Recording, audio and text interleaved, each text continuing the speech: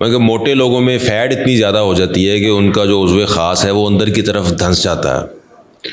क्या इससे कोई प्रॉब्लम हो सकती है? जी बिल्कुल, जो मोटे लोग होते हैं उनका फ़ैट यूजुअली उनका बेली फ़ैट बहुत ज़्यादा होता है, लेकिन ऐसे लोगों का पेट के नीचे वाले हिस्से में बहुत फ़ैट होता है जिसको सुप्राप्यूबिक फ़ैट कहते हैं। और उसकी वजह से उनका अगर देखा जाए तो उज़्व तनासुल पेट के अंदर चला जाता है। जो लेंथ नॉर्मली बाहर होनी चाहिए वो आम हालात में अंदर रहती है। तो इसकी वजह से बहुत सारे प्रॉब्लम्स जनरेट हो सकते हैं। फॉर एग्ज़ाम्पल, ऐसा मरीज़ ऐसे ही है जैसे उसकी सर्कमसिजन या ख़तने नहीं हुए, और जब उसका पेट के अंदर नफ्स दंस जाता है तो उसमें सफाई सुथराई के प्रॉब्लम होते हैं, जिसमें सबसे ज़्यादा कॉमन है कि उनके मॉइस्चर यानी कि नमी रहती है उनके पीनस के अराउंड। जब नमी उनके पीनस के अराउंड रहती है और उधर पेशाब भी कई दफ़ा अकोमुलेट हो जाता है तो उसकी वजह से बहुत सारे प्रॉब्लम्स होते हैं, जिसमें बहुत ही जो ख़तरनाक प्रॉब्लम है वो ये है कि ऐसे लोगों को पीनाइल कैंसर या नफ्स के कैंसर का रिस्क ज़्यादा हो जाता है। इसके अलावा जो बीमारियाँ उनको हो सकती हैं उनमें एक मेडिकल टर्म में बीमारी उसको BXO या बेलानाइटिस कहते हैं।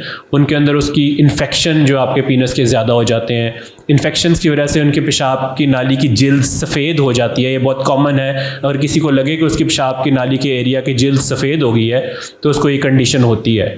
और इसकी वजह से जो मसाइल होते हैं कि पेशाब की नाली तंग हो सकती है, आपके पेशाब के प्रॉब्लम शुरू हो सकते हैं, आपके मसाना और गुर्दे के प्रॉब्लम शुरू हो सकते हैं। तो ये एक छोटी सी चीज़ है, लेकिन इसके जो प्रॉब्लम्स हैं वो बहुत ज़्यादा सवेयर है। अच्छा डॉक्टर साहब, ये इसकी वजूहात, एक तो आपने कहा मोटापा है। क्या मोटापा, एक बंदा जो है वो मोटा है और वो काफ़ी अरसे से वो मोटा है, अब वो फैट या चर्बी तो इतनी कम नहीं कर सकता, तो फिर वो क्या करे कि ये उसको ये प्रॉब्लम ना हो? जी, मोटापा वाकई उसमें बहुत सारी बीमारियां उसके साथ एसोसिएटेड होती हैं, जिनमें से एक बीमारी हम आज डिस्कस कर रहे हैं। इसको बेसिकली बरीड पीनस कहते हैं। और इसके लिए जो इलाज किया जा सकता है या जो चीज़ें की जा सकती हैं वो तो एक अपनी सेहत का ख्याल रखें, अपने मोटापे का ख्याल रखें, उसको कम करने की कोशिश करें। लेकिन इसमें जो अहम बात है कि जो आपका पेट के नीचे वाला हिस्से का फ़ैट होता है, अगर आप मोटापा कम भी करें तो वो फ़ैट बहुत रेजिस्टेंट होता है, मतलब वो वज़न कम करने से भी बहुत हद तक कम नहीं होता। हाँ जी। तो ऐसे लोगों के अंदर इसका इलाज दूसरे तरीक़ों से किया जाना चाहिए। स्पेशली ऐसे लोगों के अंदर सर्जिकली इलाज करना ज़रूरी होता है, ताकि उनका जो पीनस की लेंथ या नफ्स की लेंथ बॉडी के अंदर चली गई है उसको सर्जरी करके बाहर लेके आया जाए, और ताकि वो उसके अंदर जो प्रॉब्लम्स जनरेट हो सकती हैं इसकी वजह से वो ना हो उनको। आपका जो पीनस है उसको आप कह रहे हैं कि जी सर्जिकली हम बाहर ले आएंगे, लेकिन फ़ैट तो वहीं पे है, उस फैट का क्या करेंगे? क्या वो दोबारा नहीं होगा? जी, इसकी सर्जरी जो है वो उसमें एक्चुअली एक 3 स्टेप सर्जरी होते हैं। एक ही सर्जरी के अंदर 3 चीज़ें आपको करना होती हैं। उसमें जो पहला स्टेप होता है कि आप अपनी जो उनका पेट के नीचे वाला हिस्से का फ़ैट है उसको रिमूव करते हैं पहले आप। अच्छा। उसके बाद आप अपनी जो नफ्स की जो लेंथ आपकी बॉडी के अंदर जा चुकी है उसको बाहर लेके आते हैं और उसको एक सर्टेन एंगल के ऊपर रीपोजिशन करते हैं ताकि वो बाहर ही रहे।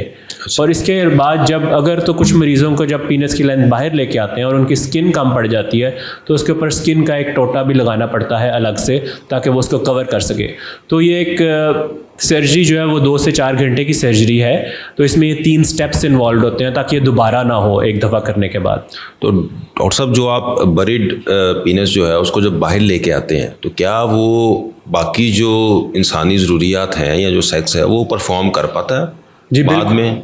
जी बिल्कुल, बल्कि ये इसमें इम्प्रूवमेंट आ जाती है। जो ख़ुसूसन जो ओबीज़ लोग हैं, जब उनकी बरीड पीनस होती है तो उनको साइकोलॉजिकली भी बड़ा इफ़ेक्ट करती है, और जब उनका पीनस बाहर आ जाता है तो उनकी इरेक्शंस और उनकी मर्दानगी ऑटोमेटिकली बहुत ज़्यादा बेहतर हो जाती है, और उसके अंदर जो आपकी मर्दाना कमज़ोरी का इशू है वो भी हल हो जाता है, और आपकी सफाई सुथराई के इशू भी हल हो जाते हैं, और एक्चुअली आप अपने आप को बहुत ज़्यादा अच्छा महसूस करते हैं क्योंकि अपने पीनस को बाहर देख सकते हैं। बहुत शुक्रिया डॉक्टर साहब, थैंक यू।